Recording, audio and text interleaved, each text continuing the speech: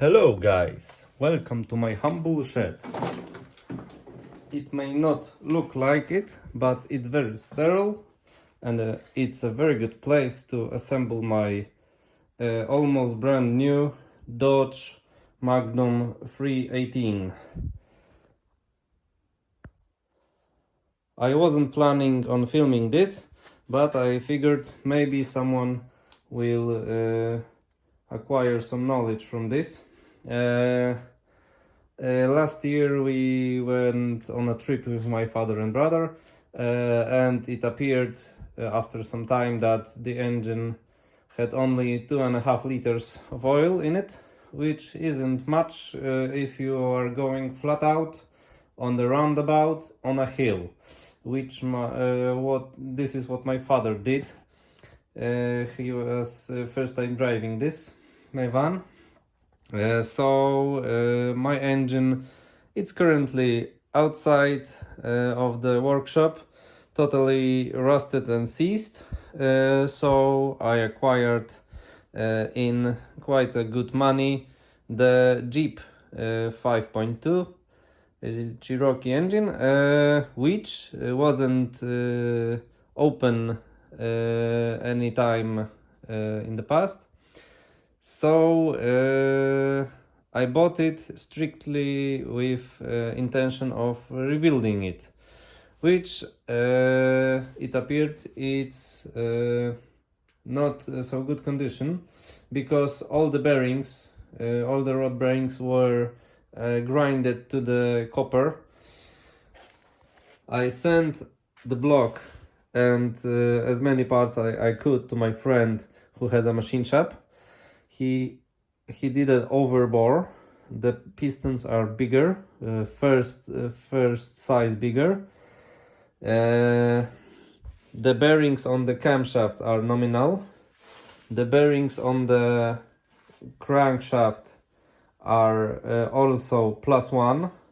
The main bearings are also +1 because the crankshaft was having scratches, so it has been polished and grinded and then polished. What else I can tell you? Before I do this assembly, the pistons assembly, I was removing all the bearings, camshaft bearings. This is the first one on the front. They all have holes. The holes needs to be aligned with the corresponding holes in the block. But this is, this is quite obvious. One thing that I had problem with was to remove the bearings. As you can see, they're original Chrysler. I was removing them rather drastically because I have this kind of chisel. I also blunted the chisel to not damage the block very much, and I was just hammering them a little bit on the left, little bit on the right, and they go away. You have to clean with sandpaper all the potential scars that you make with the tool, but this is not very, as long as you don't make scars in the direct neighborhood of the oil hole, I think you're gonna be good, because if the oil galley goes up in this case and you have a scar after some kind of screwdriver like this, some of the oil may want to squeeze, not build pressure through this hole to oil the camshaft, but rather go to the sides and lose pressure. So if you want to butcher your engine block like I did, please consider hammer only the sides, and a little bit left and right. And even if it's scarred, when you press this doesn't concern you, because everything here is sealed and will build the pressure. So you just have to remove 1, 2, 3, 4, 5 bearings. Then you will acquire new set of engine tech again, this.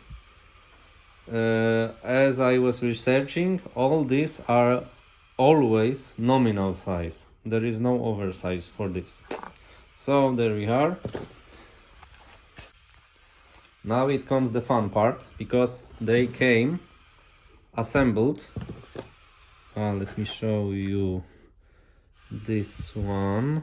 Maybe oh, you see, there is a one. I already removed some of them. I mean, put them in trash. There is there is number 3. So this was first. There were I was trying to experiment with something. 1, 2, 3. Each one of them has a number. This engine tech aftermarket ones doesn't have this 1, 2, 3, 4, 5. They have serial number. You can, probably when you type the serial number, it will tell you something, but there is no single digit number. And the single digit number tells you which one or which bearing you have in your hand, because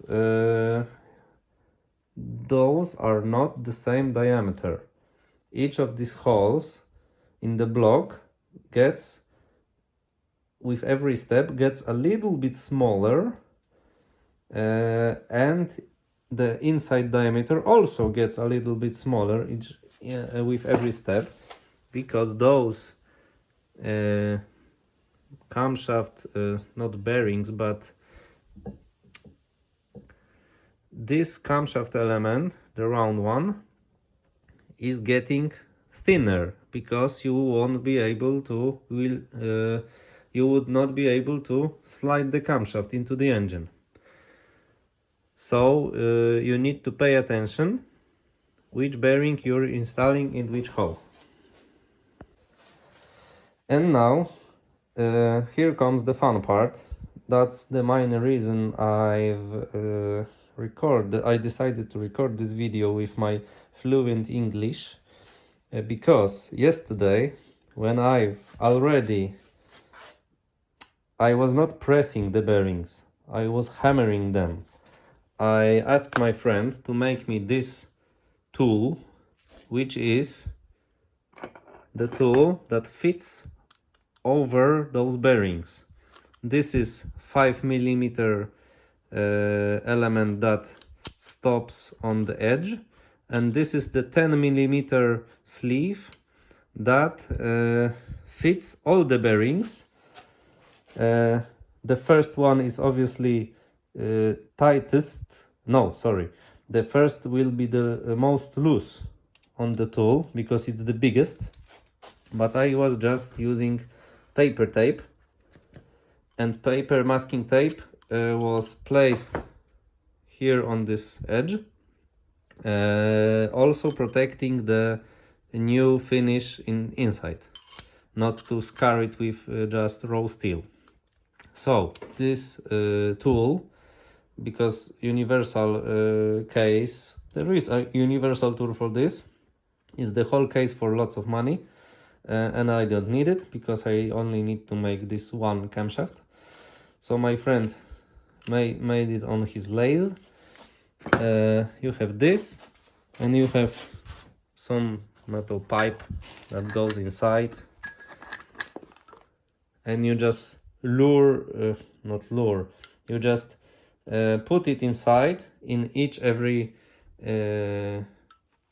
bearing, and just hammer on the end, and you're always going, very linear, and it's not, it's not crooked when you hammer.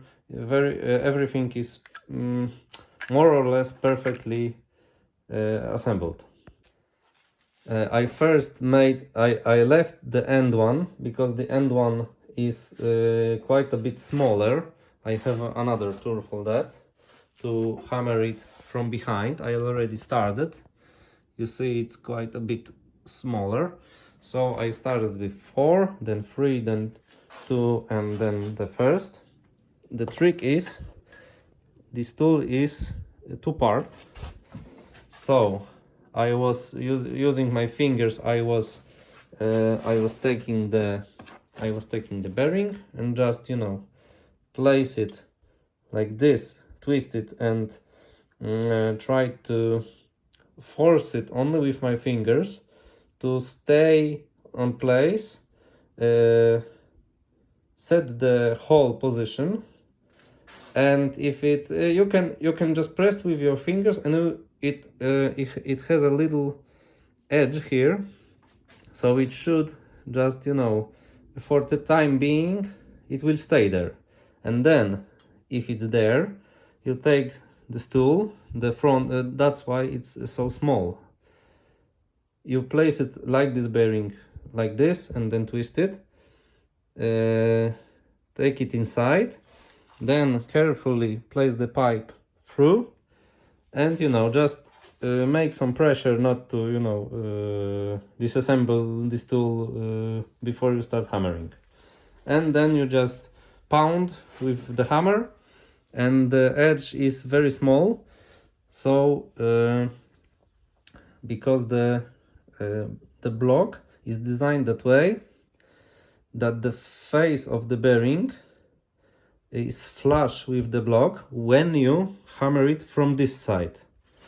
The space for the bearing is bigger, but the old bearings are flushed on the front side. The back side is additional 5 millimeters of nothing. You don't care about this. And this edge is a little bit bigger than the bearing, so when you hammer, it will flush the hammering with the specific place in the block.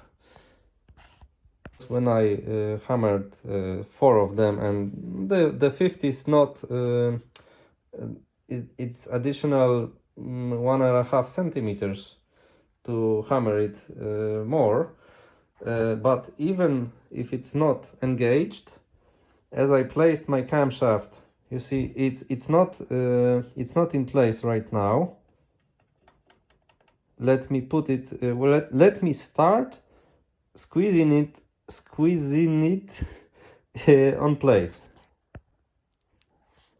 Now I've engaged just 1 or 2 millimeters inside of the bearings, and you can see, I hope you can see, even my finger is getting red, because there is quite a bit of force needed to twist it, and I'm not even in half engaged.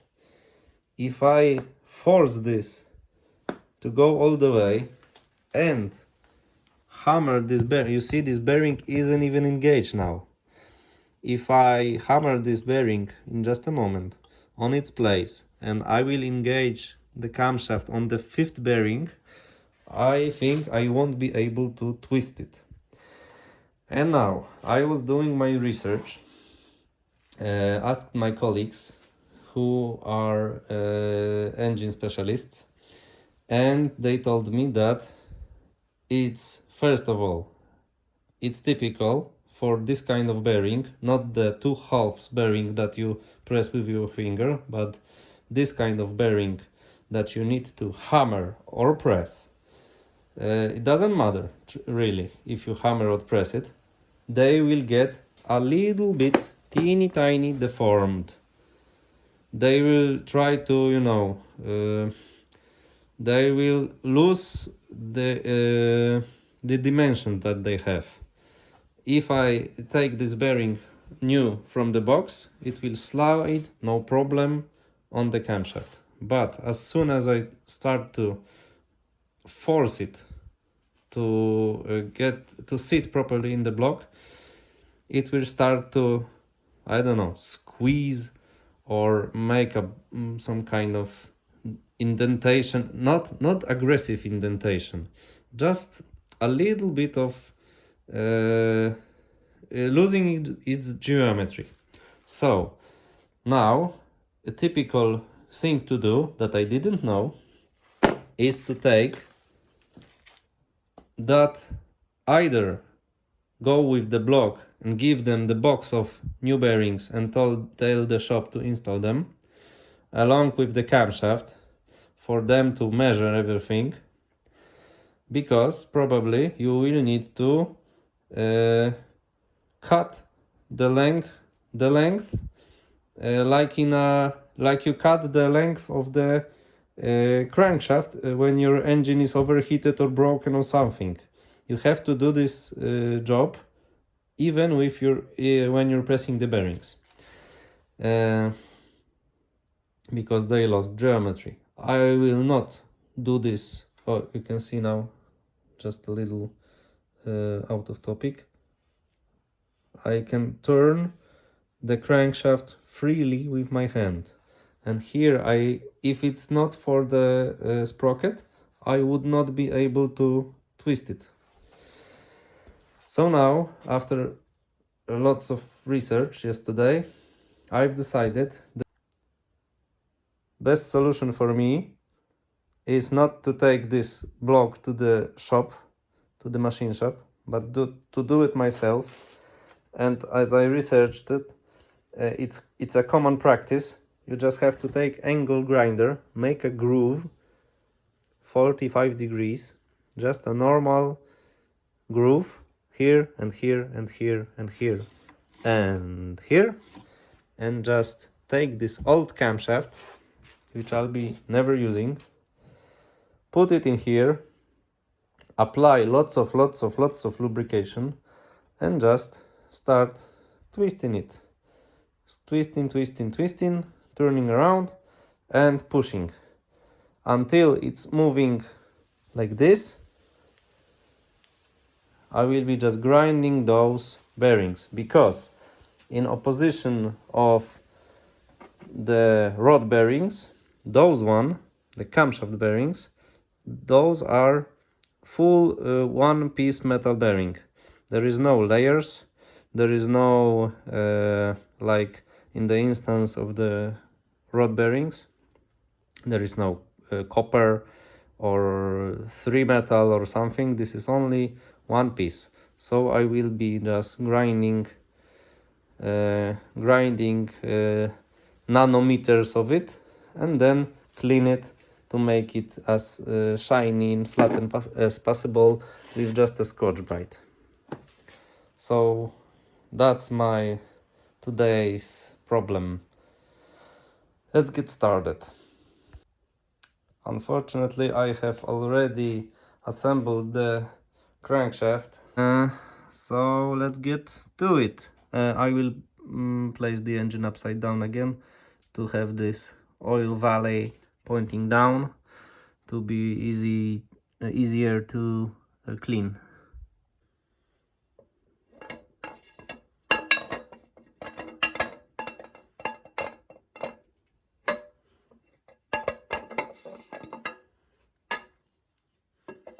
Yeah, one-hand operation isn't very fun.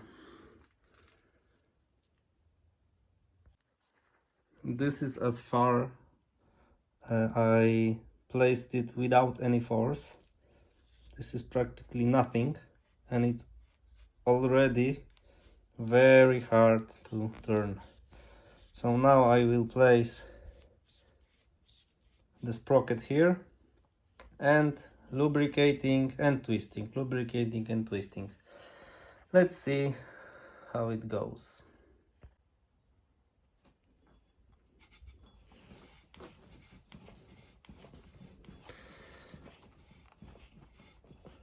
I think it's working, because I can still twist it, starting not to, but it's almost all the way down. And as you remember, I haven't have the 5th bearing, and now I have, and even with the 5th bearing I'm still able to somehow twist it. Okay, so now we have it's better, but 3-4 millimeters remained, and if I force it by hammer to go all the way, I cannot turn it. Plus my hands are very sore now, even when using a cloth over the sprocket.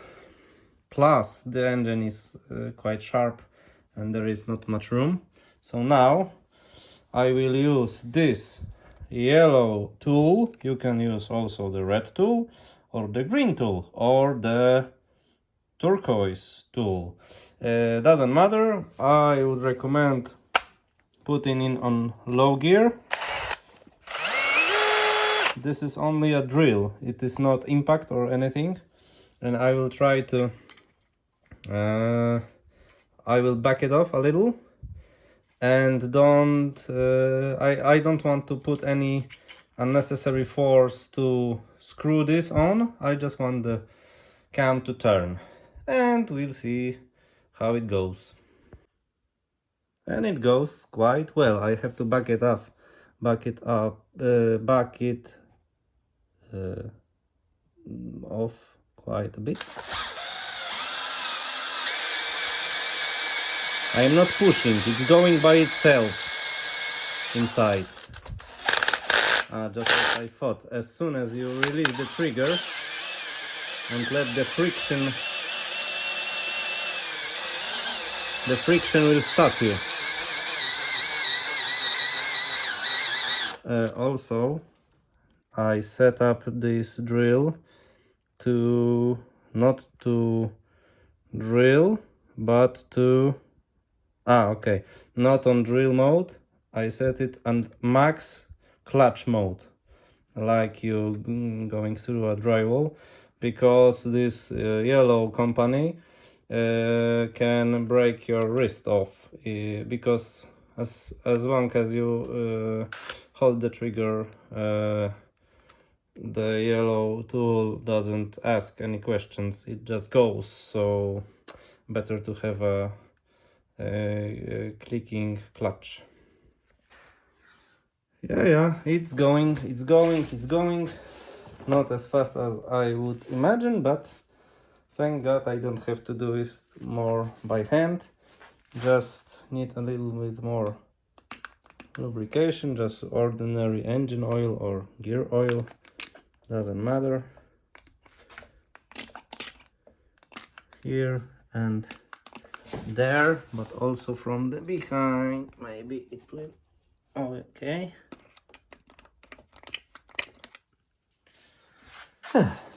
Back to work. I can't use telephone and two hands to work, so I just show you. If I go beyond 3 mm mark inside, it stops. It's too much pressure because I have to advance very slow pace. So, but the sprocket is driving me inside, the whole cam driving me inside. So I took some, I don't know, anything. I took a paper, sandpaper, just folded it, not to use the sand part. This is bonus sprocket. I have a proper sprocket elsewhere, and I just hold my hand and don't let it go inside too fast because it stops. So I just going back and forth, and there is a lots of metal residue with oil, so it's working. Oh yeah, the crotch vision.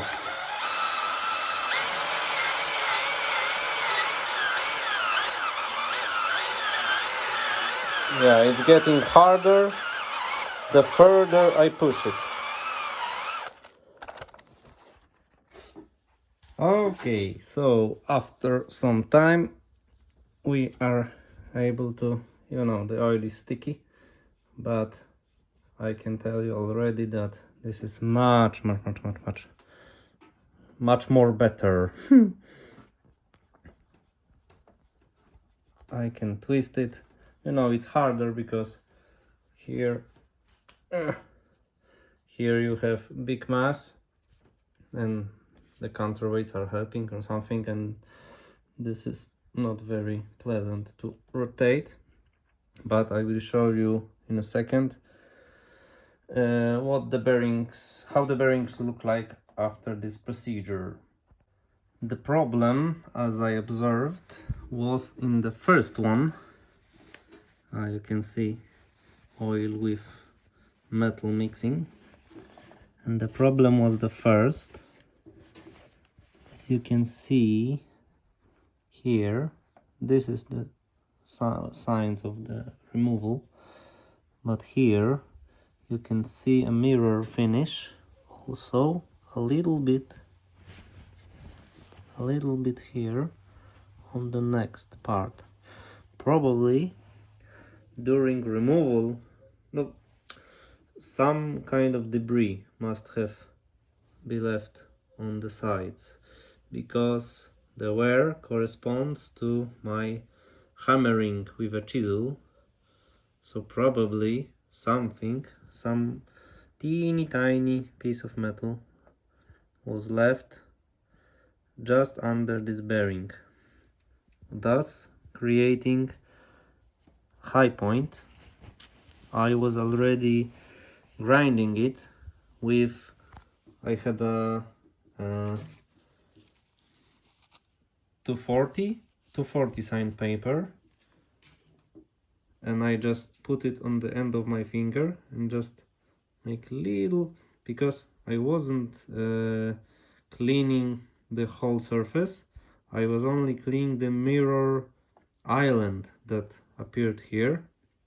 I think I may clear it some more, because there is still some kind of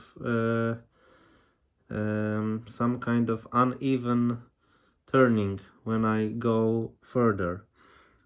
So those 3 millimeters, I cannot press the cam. It's basically this mirror finish here. Then after 240, I just, clean it with Scotch-Brite to make it a little bit finer.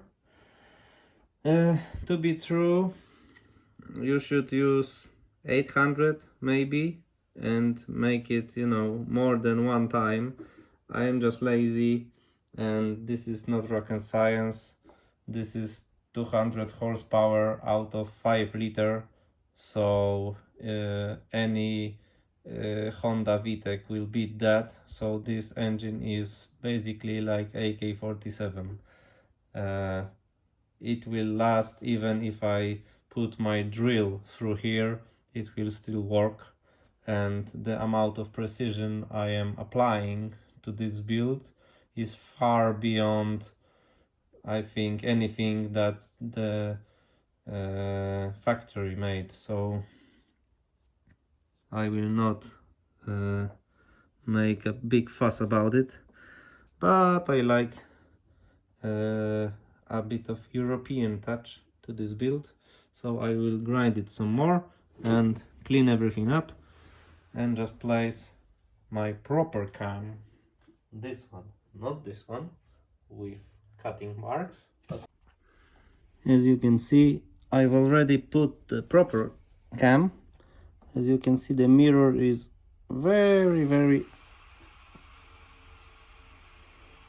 small, and on that side is not present. So I will just lick one more time this and start cleaning. I'm not grinding with 240. I'm not grinding. I'm just making 2 passes. This is all. Nothing major. So there you have it. Beautiful. I will turn the engine right side up and check for this mirror effect on any bearing that follows. So now proper side up. This is the oil valley. That's why I wanted to grind it upside down, because when I be cleaning this, I will turn it once again upside down to not contaminate this hole, because I don't want to unscrew the crankshaft again, because again I'm lazy. But the mirror finish is gone. Same goes to, as you can see, second one. This is only a, you know, debris. And here, and here, and here. So this method, which I was, to be honest, I wasn't so keen to do this method, this cutting the camshaft, because, you know, it's kind of sounds like butchery. I was expecting, you know, to see like scoring marks or something, but to be honest, this looks nice. This looks very even. The finish is, it's oily now, I know, but the finish is very clean. As long as you keep it clean during this process, I think you're gonna be fine. And it appeared that only this one was the problem, because every other bearing doesn't have any mirror finish left by, you know, polishing it by the cam. So this is our black sheep. So the conclusion is, when you remove the cam bearings, you must be extra sure not to let any debris after using tools be left under new bearings, because in my case probably some teeny tiny metal fragment pushed the bearing inside. Not by much, but it was enough to block the cam. So now, as I try to inspect, all the bearings look untouched. Only the problematic bearing were showing signs of this mirror finish. It's not like this method is you know, damaging good bearings. Now I have to thoroughly clean it, and this is end of day one. You know, day one of filming, because it's my, I don't know, 7th, 10th day doing this. I am doing this at my boss's back warehouse after hours. So, but it's my hobby, so I'm not rushing it. So I don't know why this happened, but only the first one was the problem. So hope you like it. Next time we will be installing the pistons and oil pump and oil pan and heads. So stay put.